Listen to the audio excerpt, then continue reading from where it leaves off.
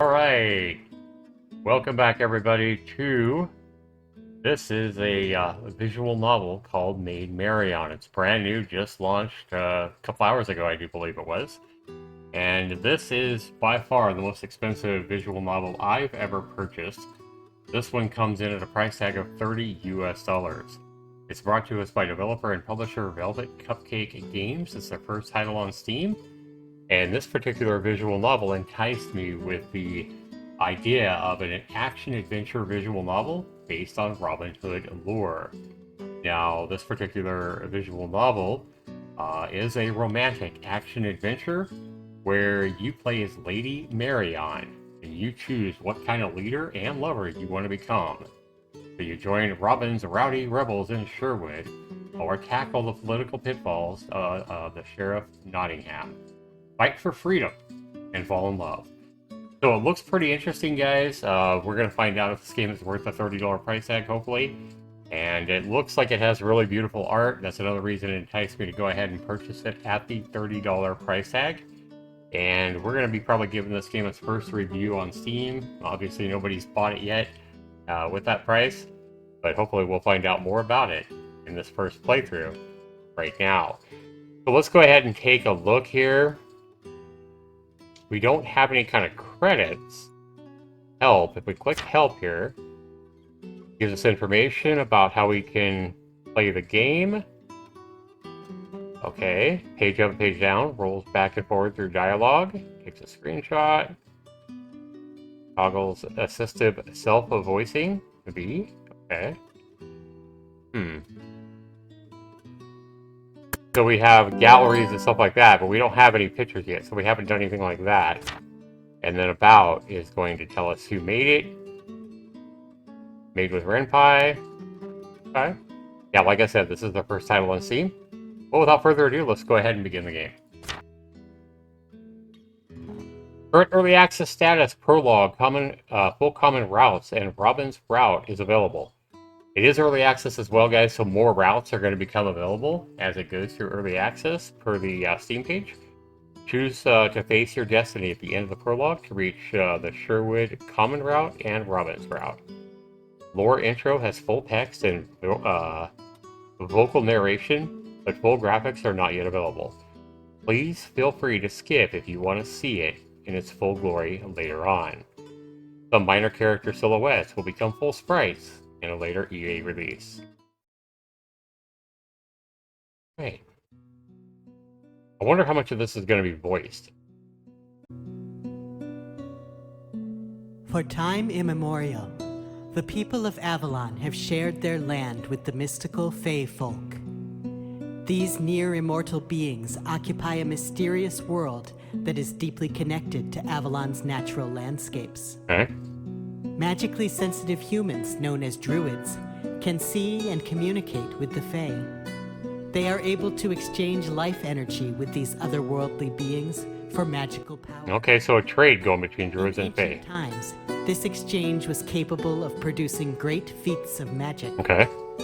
But while the Fae are content to simply exist day to day, human beings are ambitious, emotional, and greedy. Humans are much greedier than Fae, okay? That sounds about right. As Avalon's cities grew, the forests upon which the Fae depended were cleared. That makes sense. I compared that to Earth, yeah? As different factions fought, druidic magic tore the land. Yikes. Human life is so short, and their life energy so enticing. The Fae didn't notice the danger until they began to vanish, along with their ruined woods and mined mountains. Wow.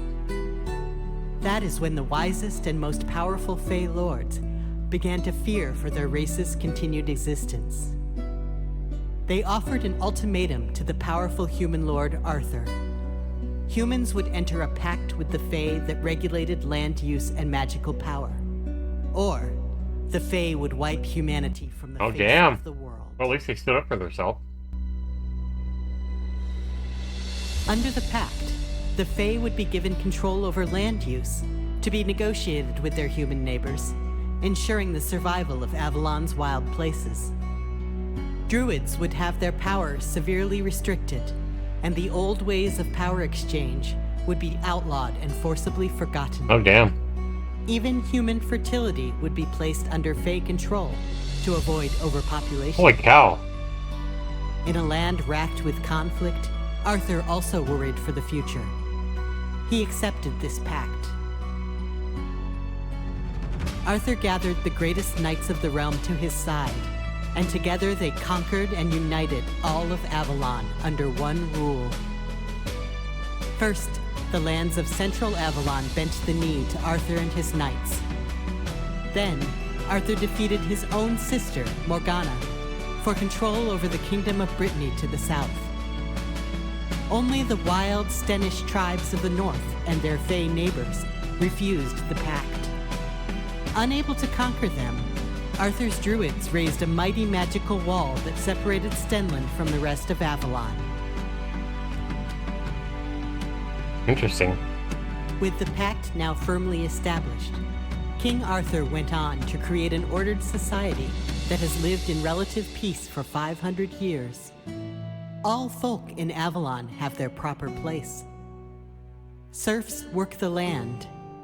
Free commoners toil in the cities. The nobility rules and protects the common classes. Druids assist society and negotiate with the Fae. But times change and people change. Suffering in the shadow of a war that barely staved off foreign occupation, today's Avalon has begun to question this ancient order. With a nobility that has grown too secure in its position, and an emerging middle class that seeks more representation and power, the land is ripe for conflict once more. And one young Avalon noblewoman named Marion is about to find herself swept up in that conflict. Oh, interesting. And that's who we're going to take control over. This is pretty interesting, I must say. All right, I like that prologue. I suppose most great adventures don't start with the heroine in a field dusty dress, discussing agriculture with an overly enthusiastic druid. In my case, though, that's exactly what was happening the day it all began. The sun shone bright over the rolling hills of Glastonbury Holding, the fluffy clouds above mirroring the grazing sheep who dotted the landscape. It was in early spring, and warm enough to forgo my winter overdress at last. I leaned on a fence overlooking the experimental fields I'd planted to replace my mother's ornamental garden. She didn't deserve to have kept it around as a memory of her absence anyway. Instead of growing exotic plants, I'd instructed the Holdings' greenly bonded druids to develop their new crops that were well suited for our local climate. One of them, a particularly single-minded woman named Kaeva, had just excitedly approached me with her latest results. Kaeva, I hope that's how you say it. She handed me an odd bloom. It looked like an overgrown thistle with a rubbery, leafy coating. And Kaeva says, "We call it an artichoke. It grows well in these soils, so we won't have to import so many greens from the south." I eyed the thing dubiously. How exactly does one eat this? The sun glinted off Kaeva's brass bond bracer as she launched into a complex explanation of boiling and disassembling the odd vegetable. My thoughts had drifted to the land that we were both working to improve. My holding, my home. It had been my responsibility since I was far too young for this job. I loved Glastonbury, of course. Its gentle grazelands and idyllic forests had nourished me for my entire life. But oh, did I long for the chance to go beyond its borders and see what else life had in store for me. My thoughts were interrupted, however, by a racket at the back of the hold. On the other side of the yard, I turned to see the door slamming behind a gaudily dressed city man. A messenger, perhaps?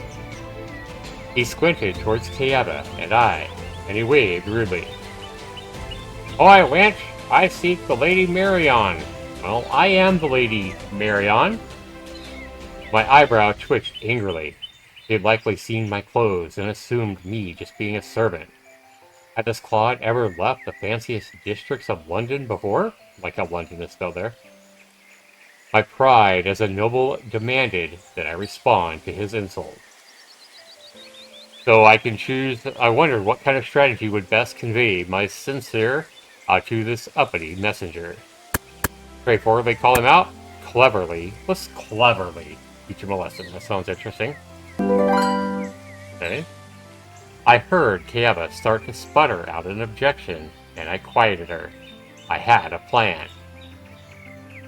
I'm sorry, I can't hear so well. Could you come a mite closer? I crawled across a wide lawn in my best impression of a commoner's accent. I saw the messenger look toward Kieva for assistance, but she simply stood placidly at my side without speaking a word. Most folk weren't brave enough to challenge a druid, and this lad was no exception. His shoulders dropped in exasperation as he strode from the back door towards us. He quickly realized his mistake. His city-made shoes were good enough for riding, but not sturdy enough to hold up to the sticky morass that lurked just below the lawn's grassy surface, a churn of mud caused by winter's repeat freeze-thaw cycle. Aye, what is the meaning of this, you wench? That's funny. He's sinking in the mud. Sorry, you'll need to be closer than that, laddie. His face reddened in anger. The messenger plowed through the sudden muck as best he was able. He heard the shoal of watery mud that occupied his every footstep, and had to hold back a giggle. Finally, when he reached us, his shoes thoroughly defeated, I stood up straight in my best noble posture. Oh, there you go now. Oops. Well, there you go. Now, what message did you have for me, Sarah? Between my posture and the title used by the nobility towards their lessers, realization dawned on his face now. He knew who I was now. Ah, begging your pardon mightily, my lady. A message. He pulled a sealed scroll from his doublet and handed it to me. Very well, my thanks. And have we learned a lesson about making assumptions based on the mode of dress? Not all lords and ladies wear court finery in their fields. Yes, my lady. He bowed as low as he could without touching his nose to the muck. Indeed, I doubted he'd ever forget this lesson anytime soon. You're dismissed. Give your shoes to the Mistress Lyde for cleaning, and do warm your feet by the fire in the meantime. Yes, I shall. Thank you for your forbearance, my lady. I knew I could have done far worse to him for the insult. Cowed, he accompanied Kieva and I to the hold along a drier pathway. I watched impatiently as the messenger backed into the hold, bowing profusely the entire way. If this indeed came from London, it had to be from my own father. Not caring if Kieva saw me slip into complete indignity, I just simply tore open the envelope.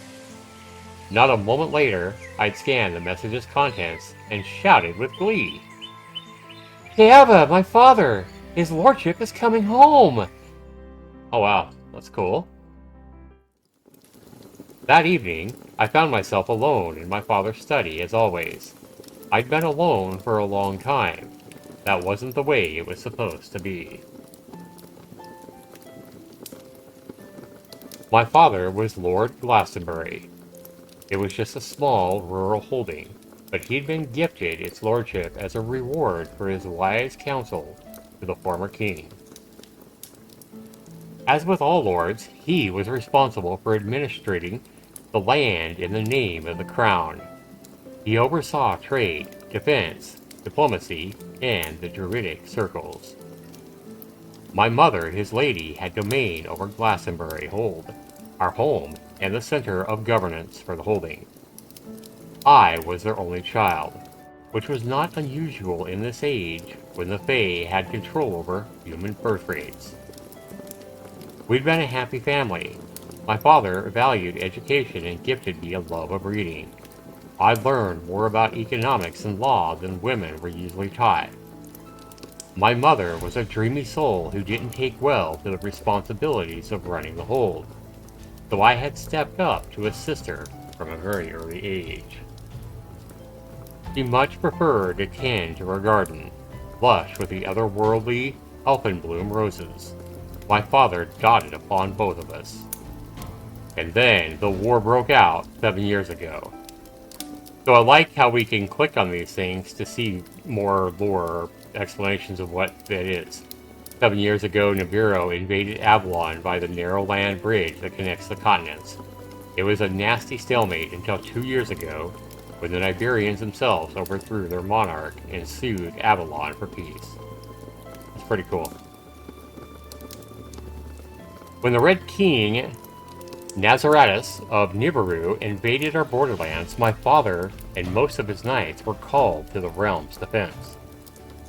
My mother, like the noble women across the realm, was left to perform the duties of both lord and lady. It was a task to which she was wholly unsuited. 2 years after the war began, she ran away with a wandering bard who had seduced her with honeyed words about a beautiful life free from care. At all of just 15 years old, and with no close relatives to lean on, I had a choice. I could apply to the crown for relief, possibly losing my father, his hard-won lordship, or I could take my mother's place and run our entire holding on my own. Okay, I chose to step up and take responsibility for my father's lands. That's pretty noble of her. It wasn't easy. Not all of Glastonbury's lesser nobility respected me, and I was not always good at placating them. The remaining nearby lords, mostly old men who hadn't been sent to war, challenged my authority and the holding's borders at every single turn. I rose to the challenge. I hired a swordmaster and read up on military tactics, learning how to command a small number of my father's guard that had stayed behind.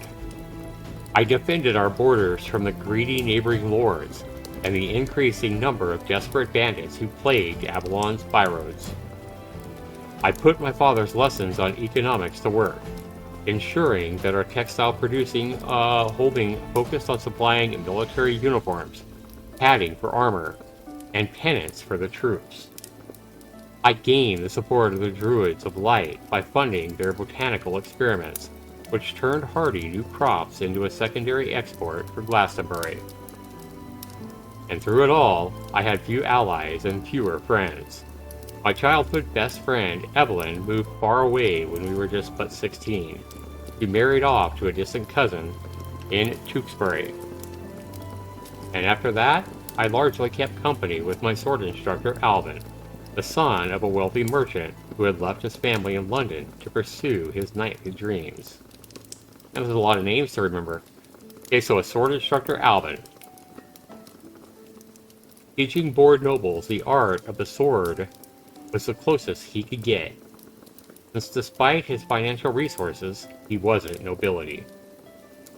A commoner Alvin may have been, but his intelligence and ideals recommended him to me. We shared many evenings in discussion, and he came to warm my bed on the occasional lonely night. Aha! She's sleeping with Alvin. Keeps from being lonely. When the war abruptly ended 2 years ago, my father thought that he would return.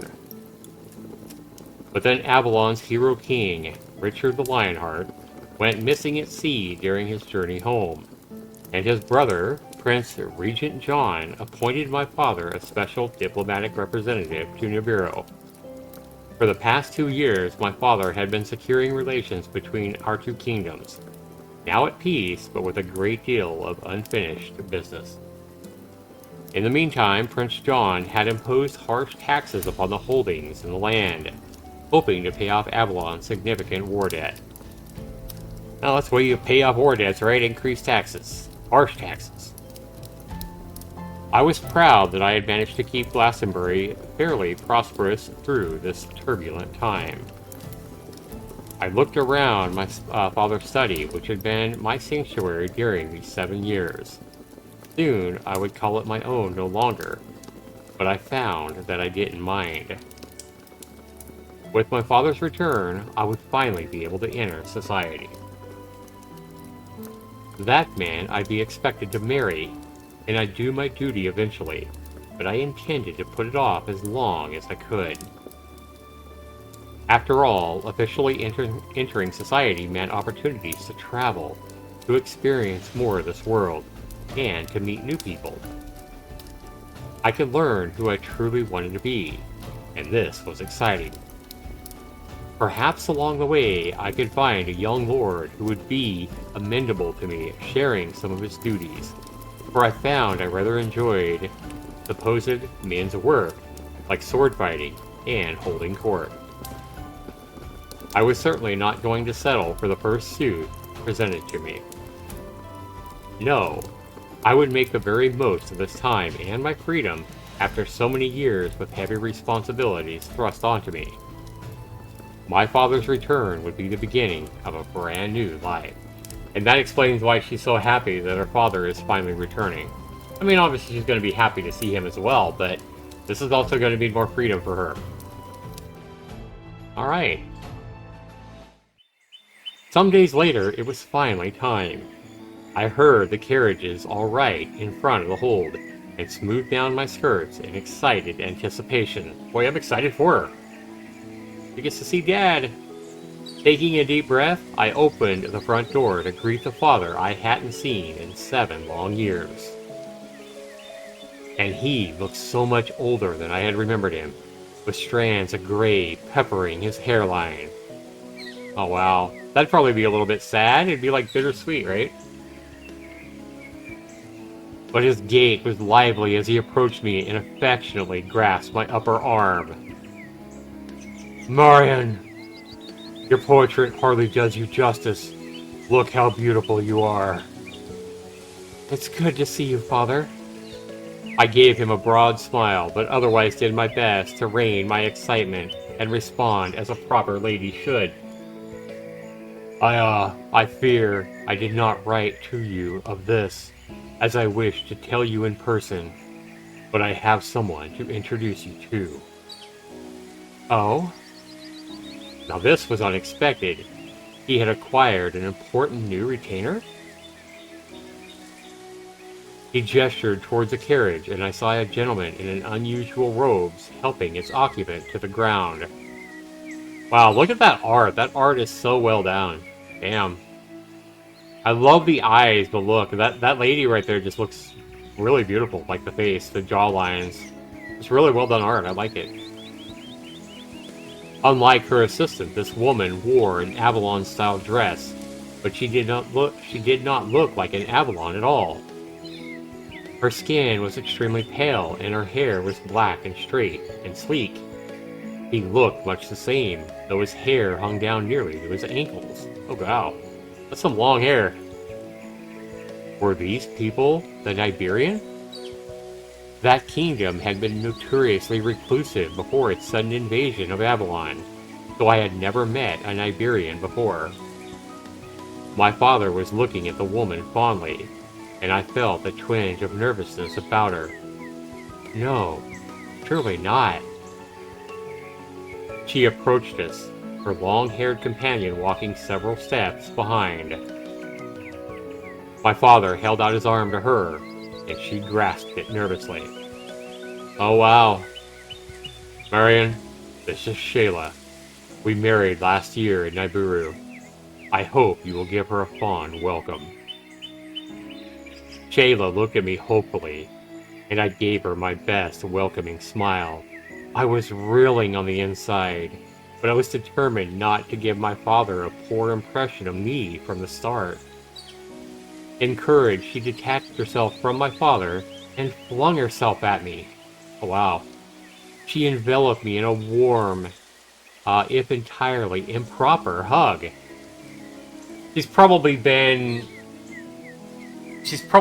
really nervous about meeting her father's daughter. You know, she married him for for crying out loud. They fell in love, evidently, got married, and she's probably heard so much about his daughter over these years, and probably super anxious and nervous to meet the man she loves, own daughter, and hope that, really hopeful that she accepts her.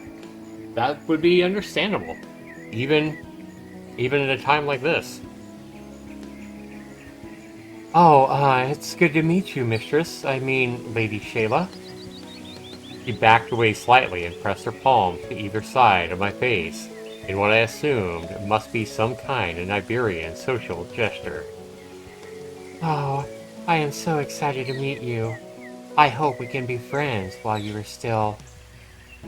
Love, we'll discuss that later. He interrupted her, and she mercifully detached from me. I looked over. I looked her over, and still slightly stunned. She did appear to be a fair bit older than I was, but still she was young enough to be of childbearing age, of course. And was her belly rounded? Just so? Oh wow, man, this is a lot to take in. First of all, she hasn't seen her father in 7 years. And now he comes in, and the first thing he does is, obviously he wants her to accept his new wife, but now she's pregnant as well?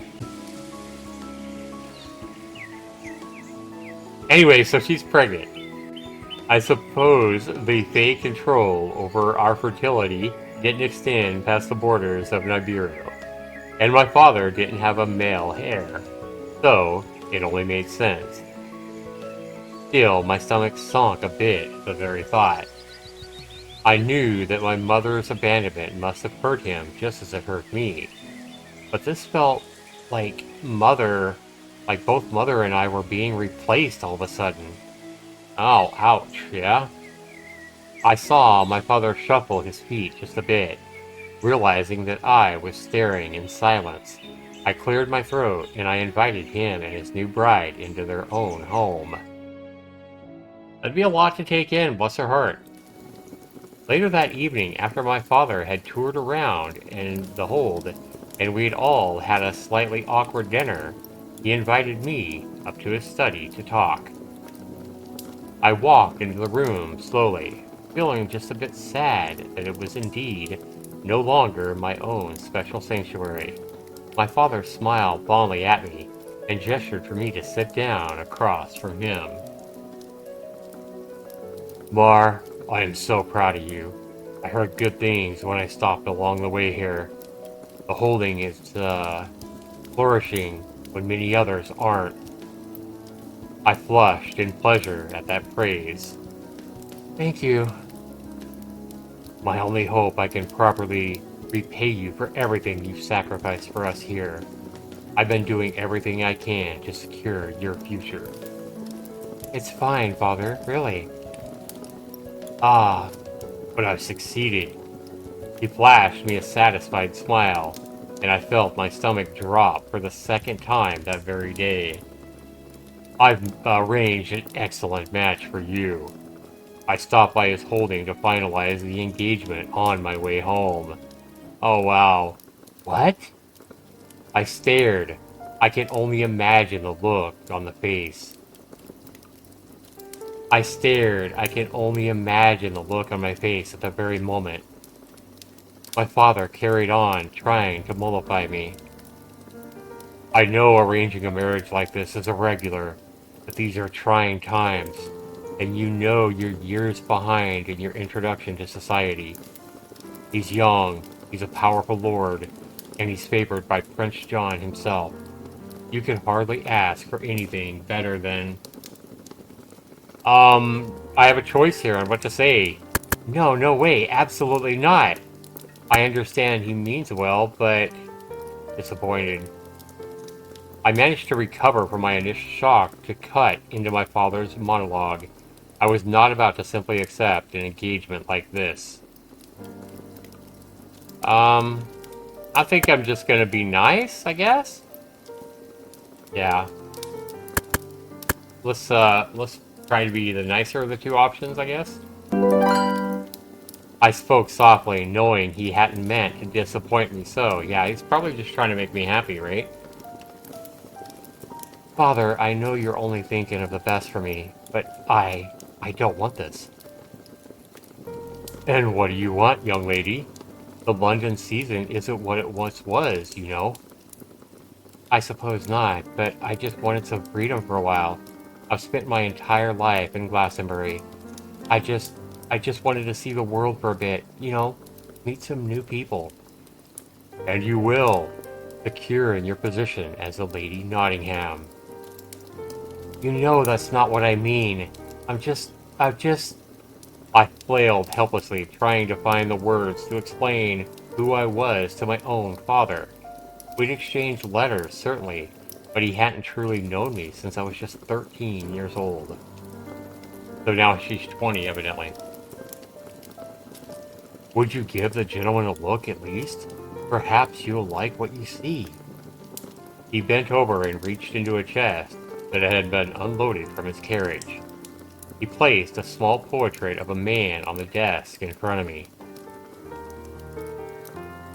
His name is Lord Geoffrey in Woodthorpe. He's just been raised provisionally to the lordship of Nottingham. That gives him far greater status than we have, you know. I do understand. I answered petulantly, scrutinizing this portrait. He was handsome enough, I suppose, if the portraits had painted true. Still, how old is he? He's 24. Hardly older than you are at all. Only 4 years older than me? I squinted, and my father chuckled. It's the beard, I wager. Gives a man a bit of gravitas. I got on well with him when we met. He's intelligent and highly competent. I believe those are qualities you value as much as I do, right? Of course I do, but I'm supposed to simply ride off and marry him? Without ever even having met him? Without ever even having a chance to travel, to be courted, to exchange at least a few words of my own potential suitors? I am sorry, but I don't think we have that luxury. Many of our promising young lords died in the war, you know. Lord Geoffrey is in need of a wife to support him in his new position, and he believes you and he would be very well matched. I thought it best to strike while the iron was hot. I truly did think you would be grateful for this. He gave me a helpless look. Here we were, father and daughter, yet at the same time, we were practically strangers. We have some time. Shall we take a few weeks to think things over? I still have a lot of catching up to do here. I suppose I can do that. I hadn't meant to antagonize my father on his very first day home. I simply hadn't expected this kind of news at all, and to be honest, it was quite unwelcome. My father stepped around his desk and opened his arms to me, hopefully. I gave in and I embraced him, and it did feel really good. But what was I to do now? Wow. Interesting. The next morning, worried and weary from a lack of sleep, I ventured out to the fields near the guard barracks. It was time to meet Alvin for my usual sword lesson. So this is the guy she's been sleeping with, but he's obviously just like a friend with benefits, if you would. Just because they're both lonely. And obviously he's not somebody that she wants to marry at this point anyway. She wants their freedom. She wants to go out and see the world and, maybe date many guys and see, who she falls in love with. She wants that freedom to fall in love on her own, not have somebody chosen by her father. And that's certainly understandable and respectable. Alvin says, "Good morning, my lady." He greeted me with his usual brightness, but when I looked up to return the salutation, he immediately rushed to my side. "Marion, what's wrong?" Oh, so he knows her pretty well. I should have foreseen that reaction. Alvin knew me, and he'd always been painfully sincere. There was no way that he'd have let me maintain the polite fiction that all was well. I suppose it might be nice to talk to a friend. An arranged marriage? Already? I'd explained what had happened the night before. Alvin looked exceptionally distraught over the news. That was odd. I don't know what to do. I know my father means well, but I don't want... Marion. His eyes wide, Alvin reached out and gripped my forearms. I started... It was dangerous for him to act so familiarly with me, where he could be seen, where we could be seen. Yeah, she doesn't want to get caught by anybody being that close to him. He quickly realized what he was doing and stepped back, but his intense look remained. I was never going to say this, but... Oh, he's going to basically tell her that he loves her in a sense. There's probably none of those words, but... Oh, he did! He said the same words. Marion, I love you. Wow! Wow! That's understandable. I mean, this lady Marion seems like a very lovely lady, a very respectable lady. She had to take care of her mother and father's farm when her mother basically abandoned them, and take on adult responsibilities at a very young age. She saw her best friend move away when she was 16, and this is the only real friend that she's had. And they've probably been, like I said, courting. Like, guys, honestly, like, when a guy meets a woman and she has a good heart, she has a big heart, she's warm and welcoming, and you know, you have intercourse with her, especially at a young age, it's very easy for a man to fall in love. And any man, I think, that has dated for a while can certainly tell you, if he looks back in his past, that the first time you give in, or the first time you have a woman that has intercourse with you more times than, you know, just a few, it's going to be very easy for a young man to fall helplessly in love with her, whether she be an older lady, whether she be more mature than you, or whatever. So it's understandable if this guy would fall for her and, you know, do what he's doing right now and basically saying, I love you. So this is pretty interesting for sure. I like the way this story is starting, definitely. But anyway, he basically says, you know, at this fact, her father has come in and said, hey, I've set up a marriage for you. You know, this Lord, and he's wants to marry you. He needs a wife.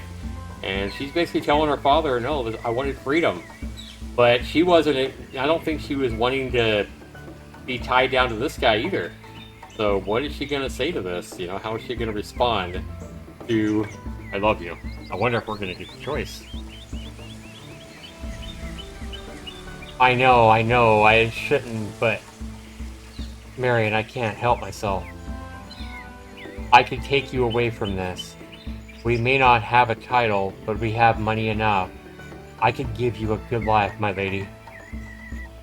He loved me?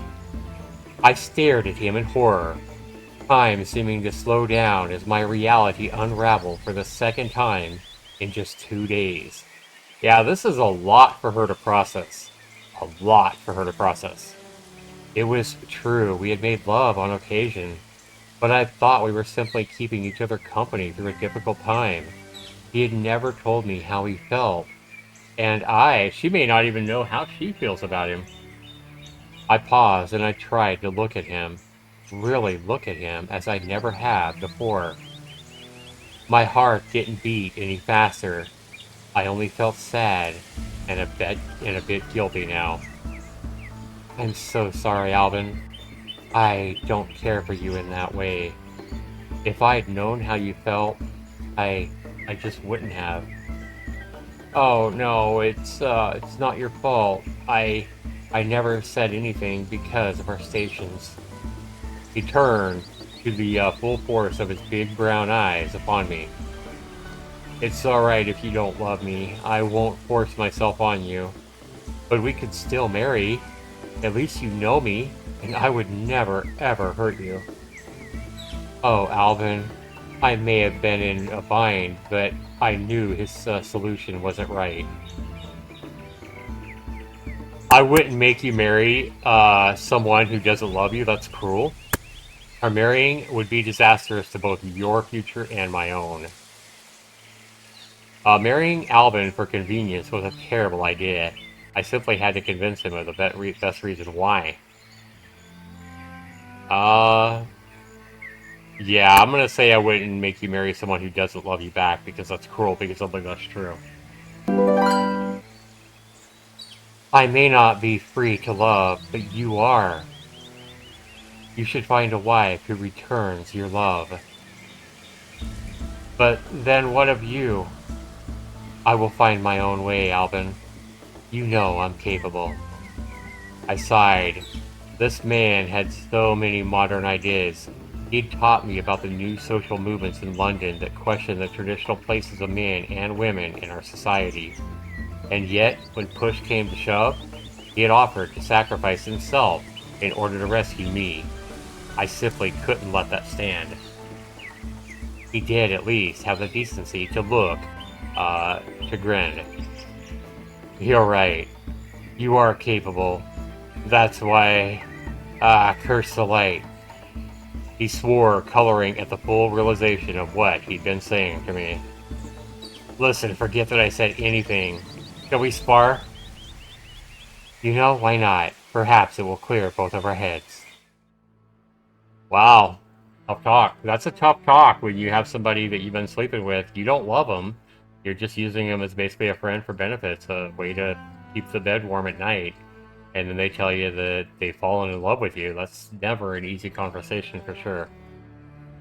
And for the next few days, I meandered through my life the best I could. I showed my father the work we'd done around the hold and helped my new stepmother learn the ropes as Lady Glastonbury.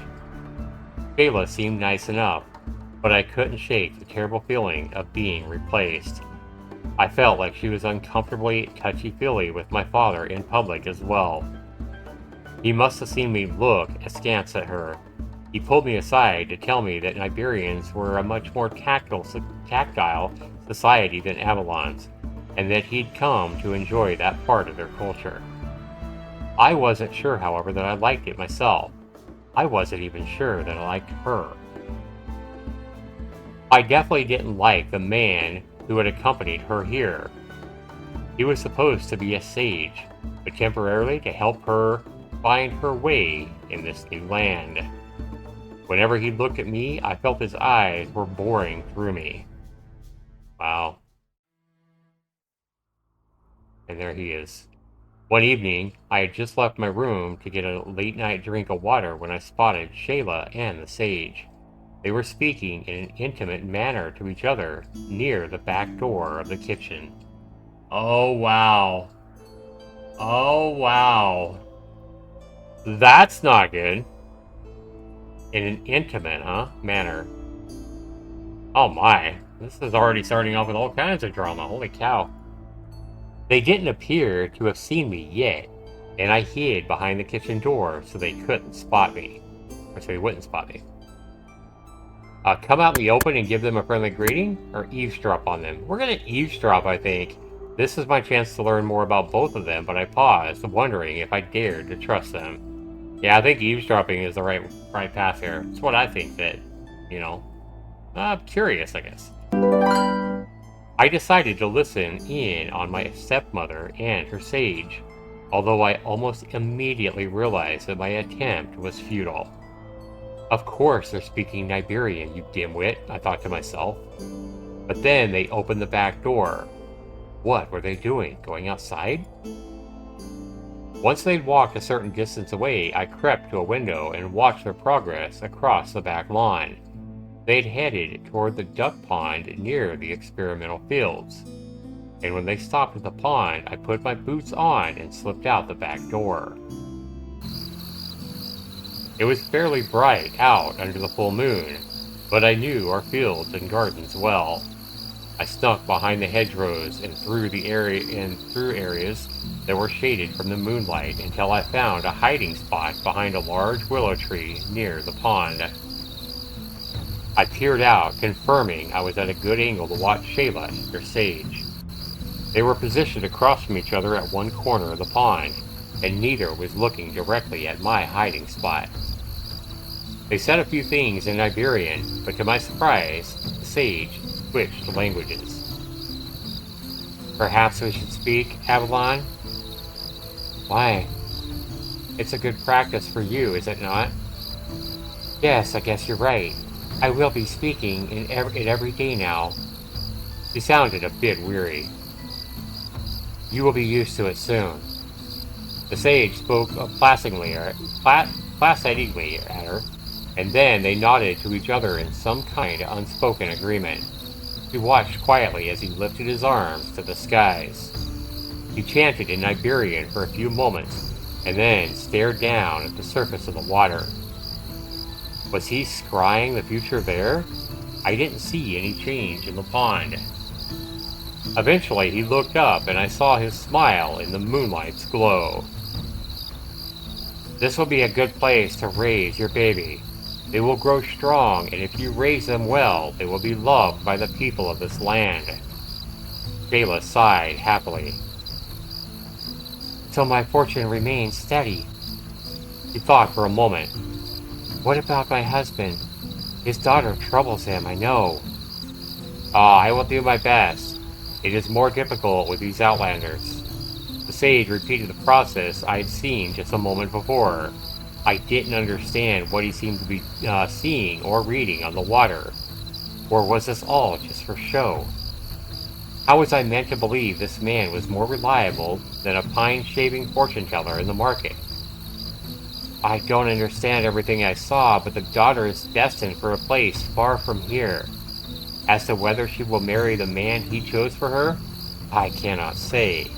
That future is not yet set. I see. Still, I hope we may... Oops, hang on. Let me go to the history. Where's the history at? History, there we go. I see. I hope we may get along while she's still here.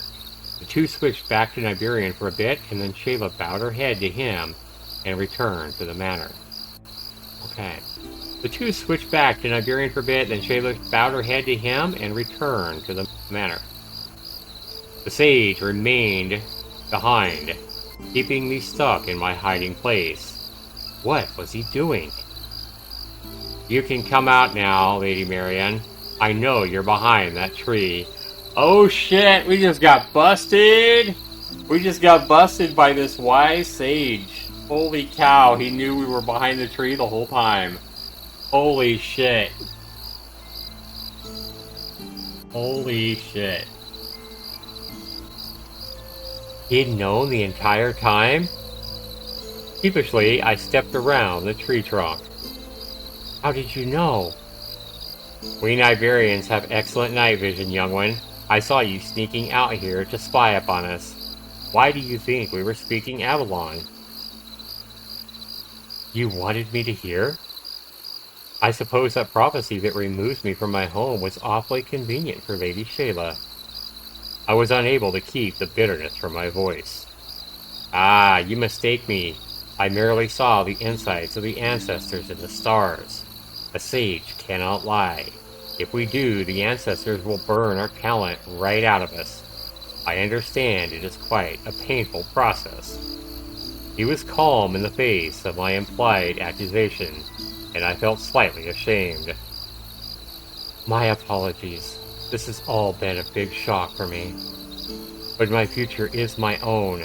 I don't think I like this idea of having it handed down to me from the heavens. The sage gave a dry chuckle. Ah, you are yet a babe in our ways. May I explain in Avalon? He looked thoughtful for a moment. The ancestors see far more than we on Earth are able to.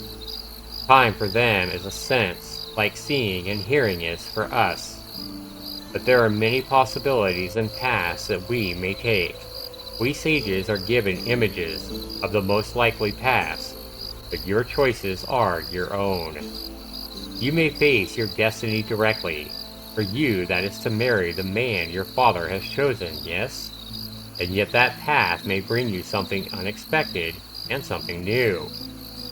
Or you may decide to fight your fate, to make new choices and create new possibilities. And yet, even then, you may find yourself right back here where you began. I see. Well, thank you for explaining that. I felt the weight of what the sage had said to me, and it seemed like it opened up new doors. Could I head this future off at the past before it even began? Interesting. Interesting. The next morning, I woke with a new determination to prove to my father that I did not need to be married off for my own good. I would show him how capable I was all on my own, with no need for a man to guide me. Father was off that day visiting with some neighboring lords, so I cast about for an important task to do. Fortunately for me, a crisis fell directly into my lap. My favorite guard, Sir Theo, came trotting up to me soon after I'd left the hold. Come to think of it, Theo was from Nottingham, just like my prospective fiancé. He had fallen in love with a fellow nobleman during the war, and they'd married against tradition. Oh wow. Okay. Both of their families had disapproved of the match, and Theo had come to me a year ago, saying he needed to leave town for a bit to give everyone a chance to just calm down. Well, that's understandable. A lot of people would be upset about that. In this kind of a land, it seems. It was quite nice to have a member of my guard whose primary allegiance was to me instead of my father.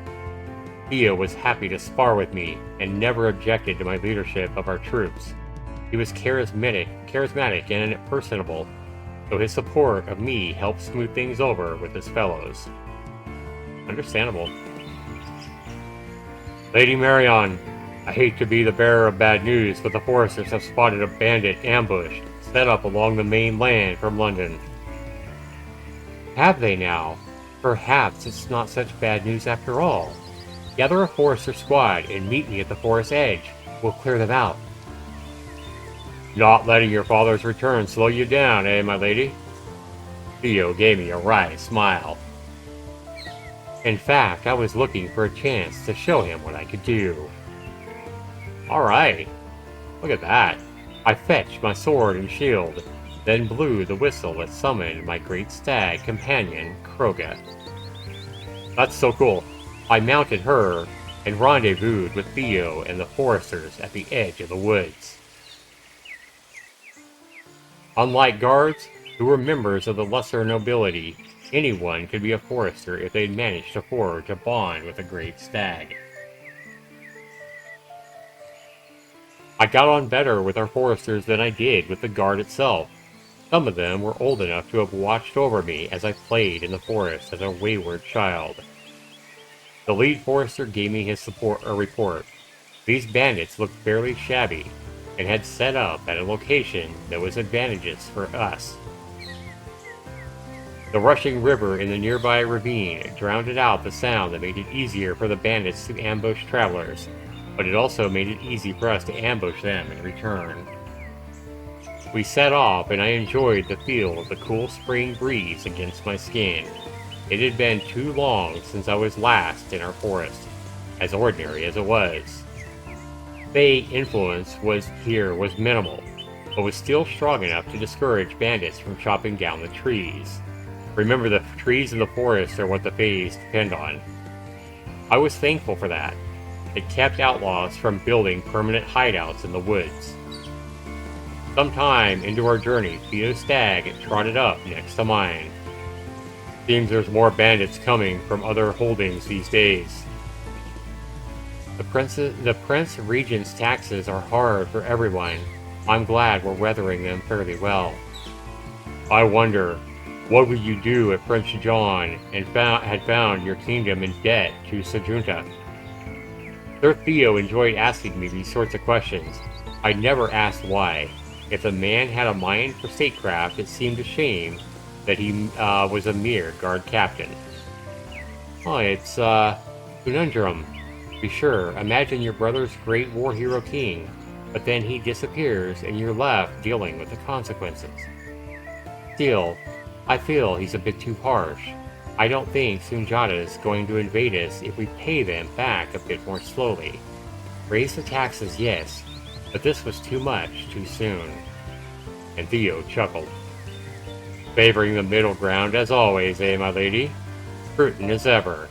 Your father was fortunate to have you watching his holding in his absence. Thank you. I smiled fondly at the man. I knew he planned to return to Nottingham eventually. Perhaps if I had no choice but to accept this marriage, I might at least have one boon companion in that town. He may have been my subordinate, but he was a fellow noble, and one of the few people here that I dare to call a friend. Unlike with Alvin, I could trust that he wasn't secretly in love with me. I wondered, Sir Theo, you married for love, did you not? That's why I'm here, avoiding the consequent wrath of our families. He didn't look the least bit ashamed about that. How does it feel to be in love? Oh dear, I suppose you're thinking about the expectations that are upon you, now that your father is home. He didn't know about the arranged marriage, naturally. I am. I've read so many stories where a woman holds out for a love match, but how should I even know if it's worth all the trouble? It's not something I can describe very well, my lady. Only you can decide if it's worth searching for love. But if you do find it, you just know that you'd do anything to stay with them. For me, it wasn't enough that we could meet in secret for our entire lives while I put up a front with some poor woman. Maybe I'm greedy, I don't know. He's my person. He makes me want to be a better man. All for him. It's like there's a fire inside of me. I can burn gently like a hearth or consume like a wildfire, but I will never let it go out. My eyes widened. I had never seen such passion from this man. That sounds amazing. I'd never felt such a thing. I'd felt the thrill of attraction and the physical ecstasy of lovemaking. But what Theo had? Could I ever imagine finding such a thing with a man my father had chosen for my social advantage? But the thing about love is that you never know where you'll find it. Perhaps, unlike my parents, your father could even assist you in finding a good match. I offered non-comedically. It hit too close to my true problem right there. I fell silent, my thoughts occupied until we approached our staging ground and dismissed our great stags. We paused while we were still well out of earshot so we could plan our attack. I looked over at the gathered company and thought about how I could prompt the best report to my father about my leadership skills. Alright, so I got a choice here to make. So my father approached bold leadership, but also stressed the importance of a solid strategy. It was up to my own preference. Inspire the men by leading the charge, or stay at the back of the order and direct strategically. Let's inspire the men. Yeah, let's do that. I drew a quick strategic map in the dirt with a stick. You three stand lookout behind the group to the north side of the road. Catch any who try to run away. And you three, same on the south side. The 6 men nodded, gave quick salutes, and melted into the forest to take their positions. Theo and everyone else, come with me. There was no need for a complex strategy with this sad group of ruffians. My company scrambled up the ravine embankment and took the group by surprise. There were about 15 of them, and fewer of us, but it had hardly mattered. Surrender in the name of Glastonbury! My men had swords and bows pointed at the bandits, but the man at the very center, likely their leader, did not seem intimidated. And the bandit says, "Hi! It's just some lassie with her pet guards. 2 arms." Theo says, "Looks like we're doing this the hard way." The grin on Theo's face said he relished the prospect. So he's enjoying this. The bandit leader looked more hardened than his companions, so I decided to take the fight directly to him. Wow, she's a warrior. To me. My companions practiced in this maneuver, formed a wedge with me, and Theo at its head. We charged directly at the leader while the rest of the bandits struggled to take protective positions around him. Oh, like that. I heard the whistle of arrows flying by and knew that my archers had neutralized theirs before they had time to even ready their bows. My men peeled off our wedge to engage in the bandits, clearing the path for me. Finally, we faced the bandit leader and a particularly burly henchman. Theo charged the henchman, leaving the leader to me. He wielded a sword that he must have purloined from a previous target. It looked like a primarily decorative and didn't seem well balanced in his hand. Cheeky bandit wench. Wait a minute. Cheeky wench, ain't ya? Trying to play with swords? He lunged confidently at my unshielded side, but that's exactly what I had expected. He blocks it. I slam my shield directly into his arm and knocking it outward. He cursed, barely holding onto his sword as he was thrown completely off balance. But they bandits are guards, and these men had always underestimated me. I'm Lady Marion. If you hadn't heard of me, you're obviously not from around here.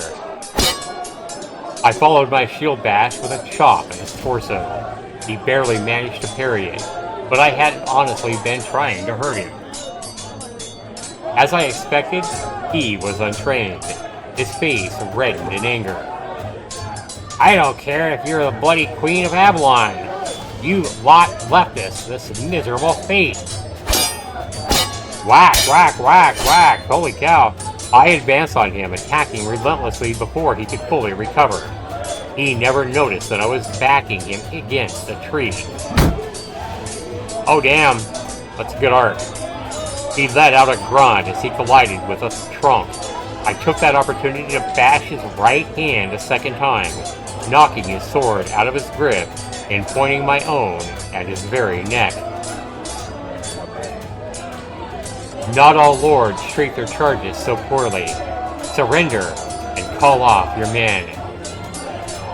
He lowered his gaze, resigned. If you need work, we can find a place for you. It's nearly shearing season, and we need plenty of hands. You would do that? You'll need to make restitution to those you robbed, of course. But we can ensure you work it off and still get enough meat to fill your bellies. It's a better offer than my father's dungeons, is it not? He closed his eyes for a moment and then cleared his throat. It is, my lady. Lads, surrender your weapons. Wow, she just kicked ass in that. That was awesome. And with that, the would-be bandits were subdued. As with most that we'd seen in the past year, they weren't hardened criminals. They were just poor and desperate men doing what they thought they had to do to survive. Inwardly, I cursed my fellow nobles. I knew my family held fast to the concept of noblesse oblige, doing our best to care for the commoners in our charge. Others, though, seemed interested only in sparing themselves the effects of Prince John taxes. They passed that burden on to the lesser nobility in their holdings, and the lesser nobility passed that on to the commoners. It created a chain reaction of economic stagnation that resulted in crime, corruption, and rebellion. I had done all I could to avoid that, and on this matter I knew my father and I were in accord. I could only hope that this raid I had proved my prowess and good judgment. showing my father that I didn't need to be married off for my own protection. Father summoned me to study that evening. I'd hoped my victory in the afternoon would have put him in a good mood, but the look on his face was quite serious. Oh boy. Thank you for your work today. You handled that situation well, though I must wonder why you felt the need to endanger yourself so. I'm a fair hand with a sword now, Father, and I know our men have the prowess to support me. That's what concerns me. He sighed heavily. Marion, I've been speaking with my peers. Our relationship with the neighboring lords is in tatters. I winced. I was hoping I'd take it a bit longer before I heard about that. And our Glassbury nobility is happy about your economic leadership, but they're less happy about how you've acquitted yourself socially. I know I tried, but they never respected me from the start, Father. The only thing they understood was my money or my sword. I understand the burden you were under, dearest, but it worries me that your strongest abilities pertain to lordship. Your weaknesses are precisely the gentler talents that you'll need as a lady. I suppose that he was right. As both lord and lady, I've been kind of a juggler, and I'd certainly drop some balls here and there. Could I help it if those balls weren't often related to diplomacy? Diplomacy? Could I help it if those balls weren't often related to diplomacy? Both lords and lesser nobles had treated me with disdain due to my age and my gender, because she's only 20 years old. I simply didn't have it in me to swallow my pride and treat them with deference. They would have walked all over me. But Father, surely I could support my future husband with my knowledge and skill. You can best support your husband by keeping your role in society. As you are well aware, men are to stand in the light, and women are to stand in the shadows. Damn! I only hope I haven't done too much damage by allowing you to stay in the light for so long. That's old-fashioned thinking. The new philosophy in London says... Poppycock! Who is teaching you that kind of dribble?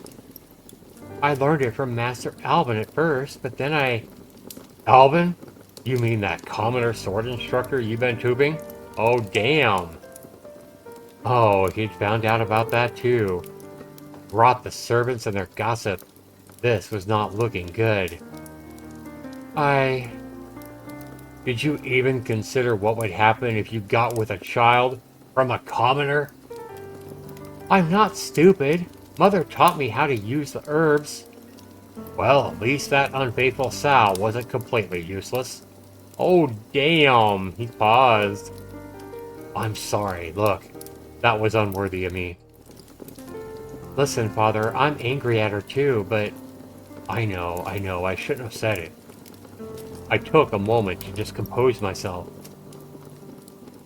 Alvin was one of the few people who fully supported me. We were... Look, I was lonely, Father. It won't be happening anymore. You did it to keep your more intimate dealings with him in shadow. I'll grant you that. If only you had done so with the Lady Catherine of Eddington. Lady Catherine. I smiled despite myself. I don't regret that for a moment. My father's face clouded. You kissed her in front of her father's entire court and absconded with her. He was insisting that she marry, and she didn't fancy men at all. She runs our best dye shop now, so recruiting her was a boon for Glastonbury. And she is a most excellent kisser, by the way. That's too funny. I like how she stands up for herself, even against her father's demands. That's pretty cool.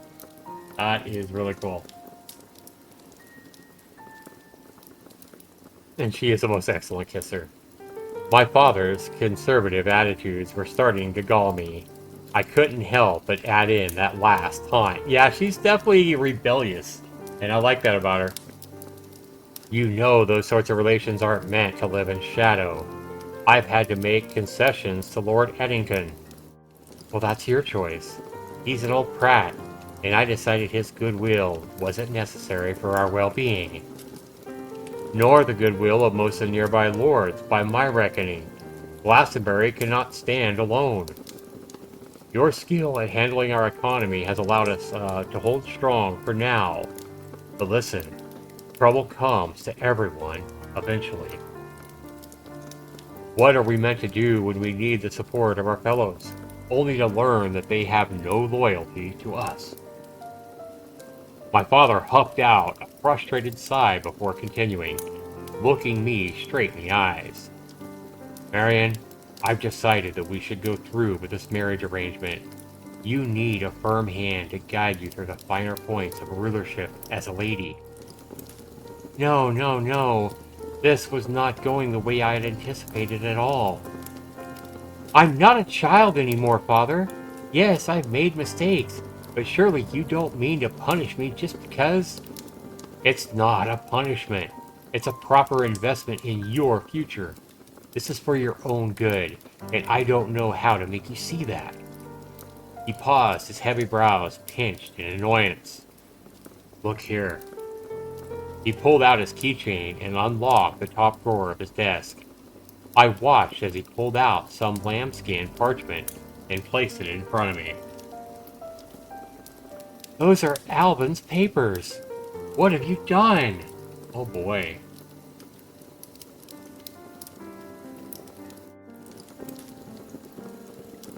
That young man has disgraced himself in my house. I have confiscated his permission to work, as is my right. Without his papers, Alvin would have to return to his father in shame. He can no longer work as a swordmaster. It was the very fate I tried to help him avoid by refusing to run away with him. You can't, Father! I invited him into my bed. He would never have dared otherwise. And it was my duty to refuse you, just as it was your duty not to have pursued such a relationship in the first place. Do you see, young lady? Your actions have consequences not only for yourself, but for all those under your rule. It was harsh, but yet it was true, and I knew this only too well. I had done my best as Glastonbury's ruler, but of course I had made sidesteps, and now those errors were coming to rest upon my head.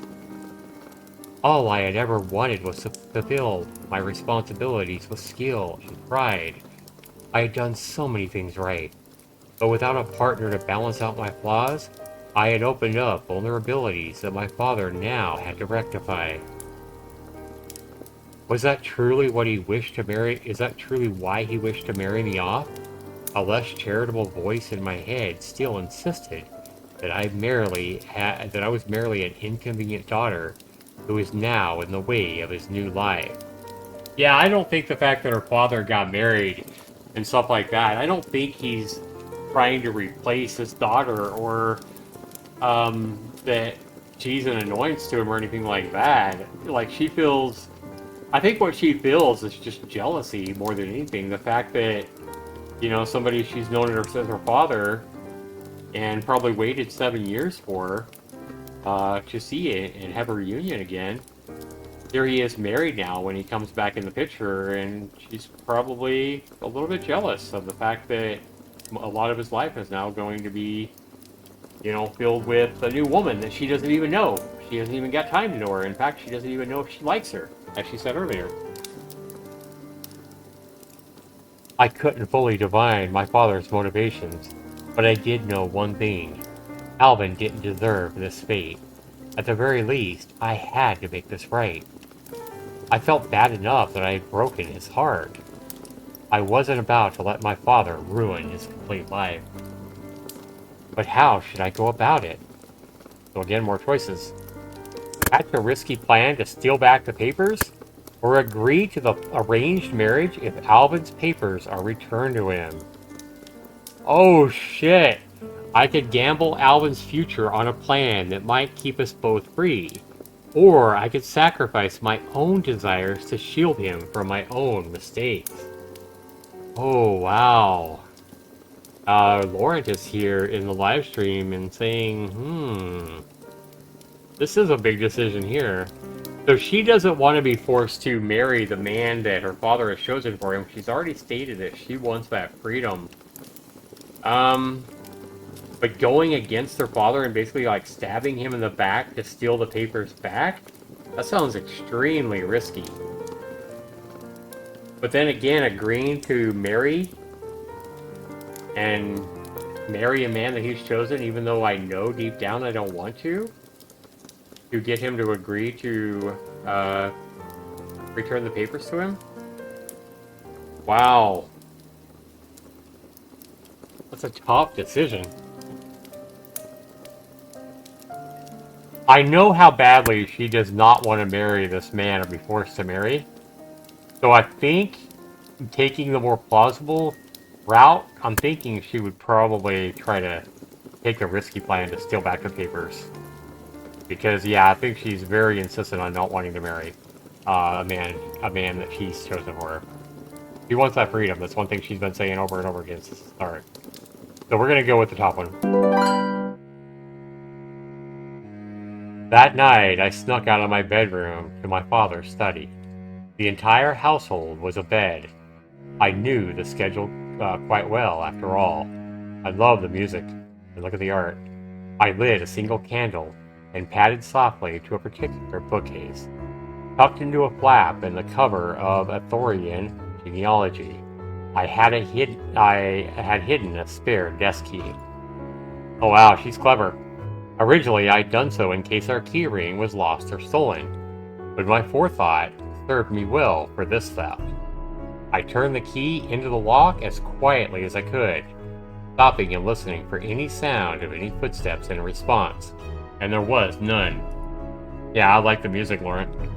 Ever so gently, I opened the drawer and pulled out Alvin's papers, careful not to drip any candle wax on anything.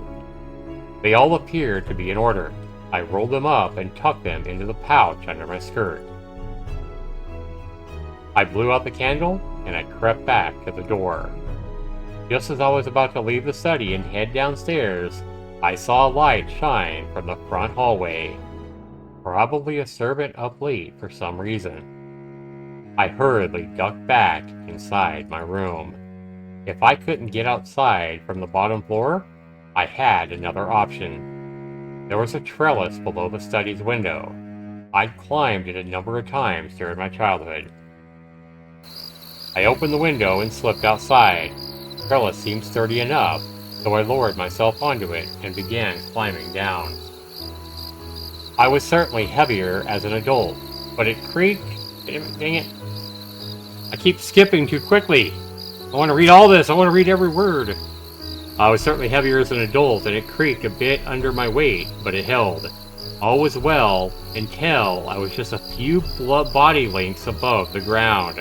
Uh-oh, what's going to happen? I lowered my left foot onto a beam, and it unexpectedly snapped. Oh no! Oh no! I muffled a cry of surprise, then let go of the trellis, falling and landing on my rear in the dirt. Goodness, are you alright? A voice says. I whipped my head around. Oh, it's the sage, to see the sage bustling toward me.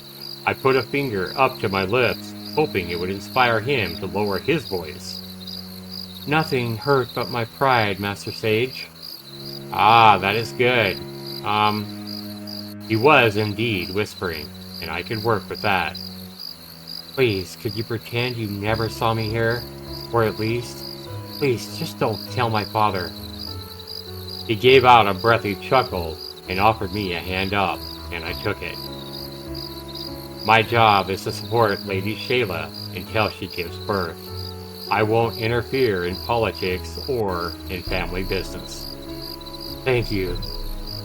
Perhaps he wasn't such a bad fellow. I decided that I ought to learn his actual name at some point.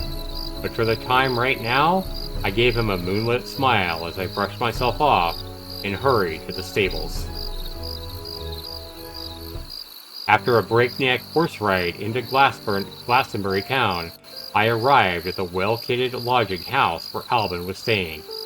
I had never been inside it before, but Glastonbury was a small town, and I knew it like the back of my hand. I went around to the back door and I knocked. Alvin answered the door, looking sleepless and disheveled. Marion, what are you doing here? I looked around nervously. May I come in? Oh, yes, of course. I slipped into his room and shut the door behind me.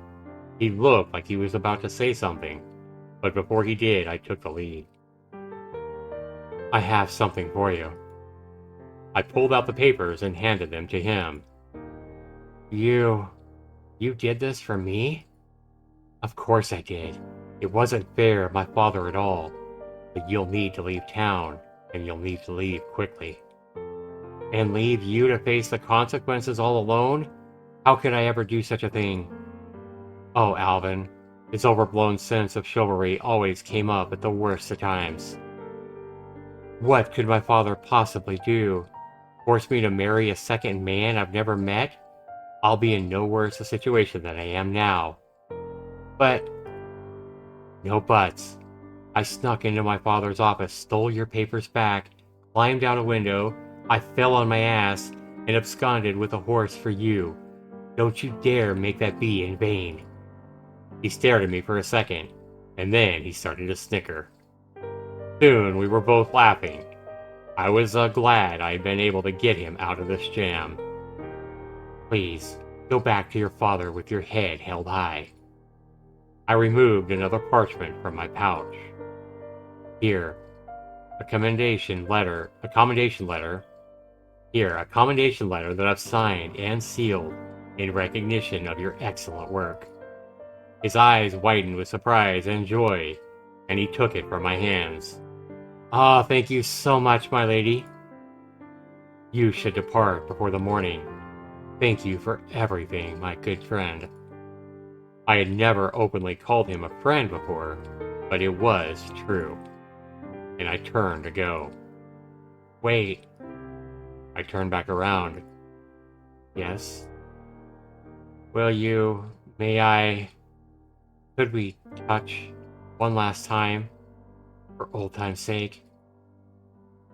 He had never initiated our lovemaking before. Was this because I was in his territory now? Or was he simply desperate? He probably actually loves you. Yeah, I mean, he probably wants the one last time to remember you by, especially after what you just did for him. He probably wants to F your brains out. I'm just saying. Knowing how he felt about me, this was a terrible idea, but I probably wouldn't ever see him again. I did feel awful about how all of this had turned out for him, and not to mention, I was a bit starved for amorous attention. Oh man, we got lots of choices to make here. One last night with Alvin, or turn him down. Alvin's proposition was very tempting, but it was also risky for both of us. God, man. So many choices, so many choices. I feel like turning him down would be for his own good, but it would also break his heart yet again. She's already broke his heart when he told her that he loved her. And she basically had to say she didn't feel the same about him. And that broke his heart, so now she's gonna break his heart again. He just wants one last time.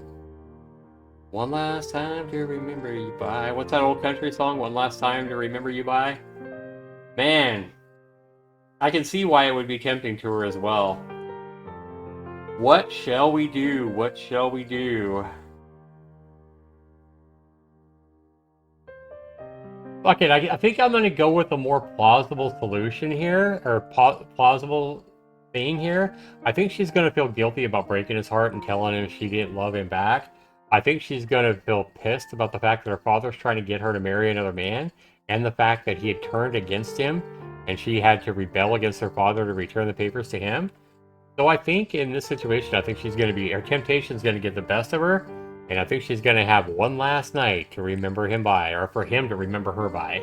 I think she's going to give in and try to give him what he wants, but he knows now that she doesn't love him. She doesn't feel that way about him. It makes me wonder if he's going to try to make her love him with one last lovemaking. Anyway, let's go for what she's tempted to do. One last night with Alvin. You know this will be the last time, yes? I can't. I know. It was a fierce whisper, but the tenderness and desire in his eyes were my undoing. He held out his hand, and I took it. I like that art. I love that art. He led me to his bed, and he threw his arms around me. He smelled the leather and lye soap. He smelled like Alvin, my dear familiar lover, despite his unusual assertiveness. I kissed him gently, and I could tell that he was holding himself back when he returned the kiss. Inwardly, I blessed him for his restraint, for the lie that everything was as it had always been. He pulled me down on top of him, and I knew that despite it all, that I was no longer tempted to stop what was to come. Oh, look at her. Look it. I woke up the next morning in an unfamiliar bed for the first time in my life. My back ached from the mattress, and my rear ached from the fall off the trellis. I hadn't meant to stay the entire night, but all my stress and strain must have gotten to me. I had fallen into a deep, sated sleep. Sighing, I scrubbed the sleep from my eyes, and I looked blearily around. I was all alone, and as promised, Alvin had left before dawn. Good. I stretched and sat up, relishing the shock of my bare feet hitting the cold floor. I did not feel nearly as good as I had the night before. That was a terrible idea. I spoke to myself as I began collecting my clothing from the piles we'd made of it at the end of the bed. Thank goodness there was a stable next to the house. I freshened myself up as quickly as I could, and then I snuck out the back door and I reclaimed my horse. Fortunately, the stable boy to whom I'd tossed some pine shavings was too young to recognize me without my usual retinue of guards and servants. I led my horse off the main street and directly into the woods, walking the long way home. I idly considered fleeing just as Alvin had, but that would do nothing but have every guard from here to London searching for me. No, I was the Lady Glastonbury, and it was time for me to take responsibility like a grown, noble woman. My father was waiting for me in front of our stables. Oh boy, what is going to happen here? What is going to happen here when she comes back to see her father? Does he know? He looks like a pretty wise man. Is he going to know that she has taken the parchments and returned them to Alvin? Oh boy. Our foresters were fond of me, but not fond enough to forget their primary liege. Lord was my father. He had no doubt been informed of my morning ride through the woods. I am giving you one chance, and one chance only, to stop me from having that young man dragged back here in chains. He was no idiot, of course. He'd checked the desk drawer before coming out here to await for me. I dismounted with as much dignity as I could, aware of my less than pristine appearance. It appeared I only had one card left to play. I understand. I will take the responsibility for my faults and consent to marry Lord Geoffrey at Whitthorpe. Oh wow! So we're having to. She feels like that's her only thing to do. Wow, is to basically agree to marry Lord Geoffrey, a man she's never even met, that her father's picked out for her, to save her friend Alvin from her father's wrath. Damn. That shows you, this right here shows you the love she has, the love and care she has for her friend, Alvin. I mean, she doesn't see him as a love interest, even though she just slept with him. But the care and the love she has for him is pretty deep, especially for her to do this. My concession was sufficient to abate my father's wrath. He agreed to let Alvin be in return for my cooperation in my engagement. Damn. That night, I sat in my chamber, gazing out the window at the bright moon over Glastonbury's gentle landscape. The soft chirping of the crickets below soothed my frazzled nerves. I had promised my father that I'd marry Lord Geoffrey in order to save the future of my dear friend and former lover. But once Alvin was safely home in London, did I need to actually keep that promise? The words of Shayla's sage drifted into my thoughts. She's remembering. You may face your destiny directly, for you, that is to marry the man your father has chosen, yes? And yet that path may bring you something unexpected and new. Or you may decide to fight your fate and make new choices and create new possibilities. And yet, even then, you may find yourself right back where you began. Damn. I'd been too emotional and scattered these last few days. It was time to do what I did best, organize my thoughts and make a calm, rational decision. The simplest, safest path would certainly be to marry Lord Geoffrey as I had promised my father. Was the sage right? Was facing the destiny that had been decided for me an act of courage? And the future was unknown after all. I was no Iberian fortune teller. Perhaps Lord Geoffrey would be to my liking, even if I currently imagine him as a younger version of my father. Perhaps taking that path could indeed lead me to something exciting and new, even if I couldn't imagine it quite how. Despite my promise to my father, the option for me to flee remained. I had all the skills needed to run a hold or even an entire holding. I simply had to find a way to escape from being Lady Marion at Glastonbury. Up until now, I had always imagined that I would become the Lady of a Hold and take the pleasure in fulfilling my noble responsibilities. But was that truly what I wished to do? I thought about the fact that I was more interested and skilled in the tasks of a lord rather than those of a lady. What was I to do with that? I was a noblewoman, and my responsibilities as such were important to me. Was there a way for me to reconcile my interests and talents with my identity? Would I need to take a path of shadowy rebellion in order to earn my right to walk in the light? It was time to take control one way or another. Two paths were laid out before me: to trust in fate or to make my own future. Face my destiny and plan to marry the Lord Geoffrey, or fight my fate and escape from the arranged marriage.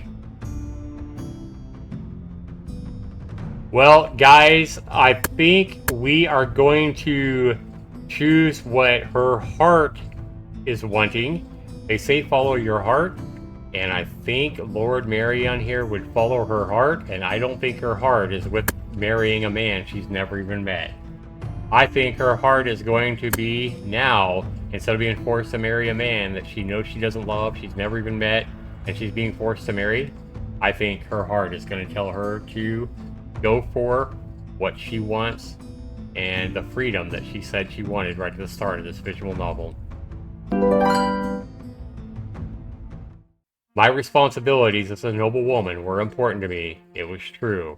But that didn't mean I had to accept being married off to a man I'd never even met. It was better to disappear and shape my own future. I still had my own knowledge and skills at hand. I simply needed to rebuild my connections. And as for throwing off the mantle of Lord Marion, I knew exactly who could assist me. It was time to ask my father for permission to visit my faraway best friend, Lady Evelyn, before I left for Nottingham. Oh, wow. Nottingham, Chapter 1, Escape in the Night, is where we are leaving this off, guys. So that was all just the prologue, just the introduction to this. We haven't even started Chapter 1 yet. What a dramatic introduction this was. I am enjoying the writing is really well done. As you guys saw, the art is fantastic. Yeah, I'm really enjoying this one so far. An hour and a half in, I am really, really liking this one. Yeah, impressive, but that was only the prologue for sure. Absolutely. All right, guys, we will see you in the next part of this in the visual novel in a couple of days, 2 or 3 days. Thanks so much for watching, guys. We'll see you in the next one. Peace, everybody.